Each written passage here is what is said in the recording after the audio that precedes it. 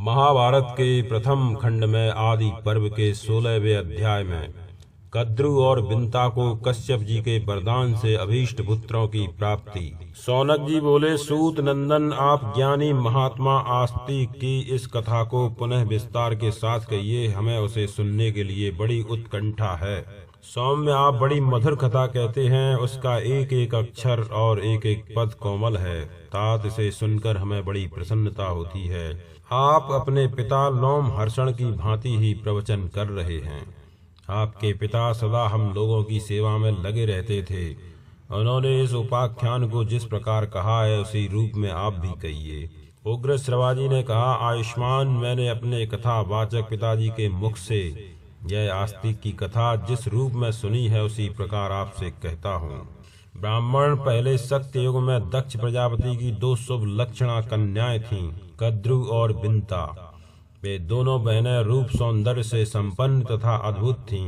अनग उन दोनों का विवाह महर्षि कश्यप जी के साथ हुआ था। एक दिन प्रजापति ब्रह्मा जी के समान शक्तिशाली पति महर्षि कश्यप ने अत्यंत हर्ष में भरकर अपनी उन दोनों धर्म पत्नियों को प्रसन्नता पूर्वक वर देते हुए कहा, तुम में से जिसकी जो इच्छा हो वर मांग लो। इस प्रकार कश्यप जी से उत्तम वरदान मिलने की बात सुनकर प्रसन्नता के कारण उन दोनों सुंदरी स्त्रियों को अनुपम आनंद प्राप्त हुआ। कद्रु ने समान तेजस्वी 1000 नागों को पुत्र रूप में पाने का वर मांगा। बिंता ने बल, तेज शरीर तथा पराक्रम में कद्रु के पुत्रों से श्रेष्ठ केवल 2 ही पुत्र मांगे।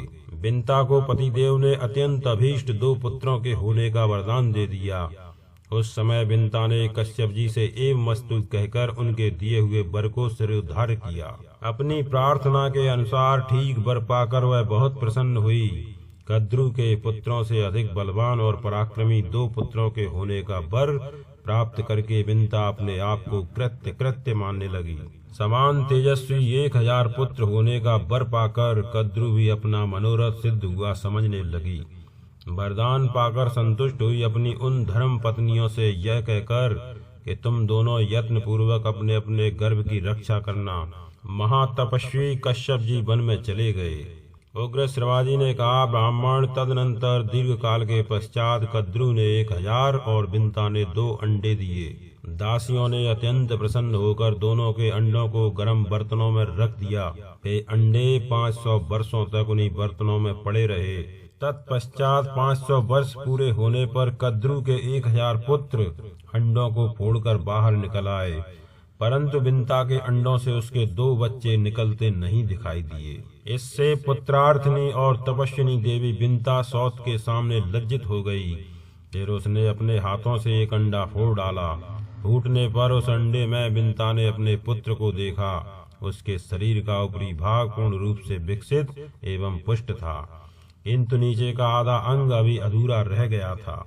सुना जाता है उस पुत्र ने क्रोध के आवेश में आकर बिंता को शाप दे दिया, माँ, तूने लोभ के वशीभूत होकर मुझे इस प्रकार अधूरे शरीर का बना दिया, मेरे समस्त अंगों को पूर्णतः विकसित एवं पुष्ट नहीं होने दिया।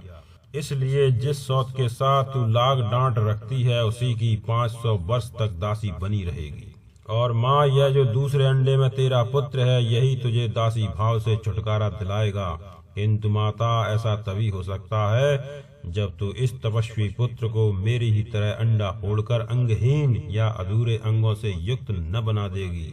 इसलिए यदि तू इस बालक को विशेष बलवान बनाना चाहती है तो 500 वर्ष के बाद तक तुझे धैर्य धारण करके इसके जन्म की प्रतीक्षा करनी चाहिए। इस प्रकार बिंता को शाप देकर वह बालक अरुण अंतरिक्ष में उड़ गया।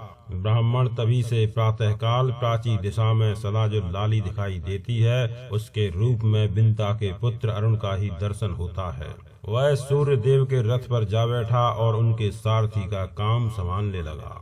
तदनंतर समय पूरा होने पर सर्वसंहारक गरुण का जन्म हुआ। भृगु श्रेष्ठ पक्षीराज गरुण जन्म लेते ही क्षुधा से व्याकुल हो गए और विधाता ने उनके लिए जो आहार नियत किया था अपने उस भोज्य पदार्थ को प्राप्त करने के लिए माता बिंता को छोड़कर आकाश में उड़ गए। इस प्रकार श्री महाभारत आदि पर्व के अंतर्गत आस्तिक पर्व में सर्प आदि की उत्पत्ति से संबंध रखने वाला 16वां अध्याय संपूर्ण हुआ।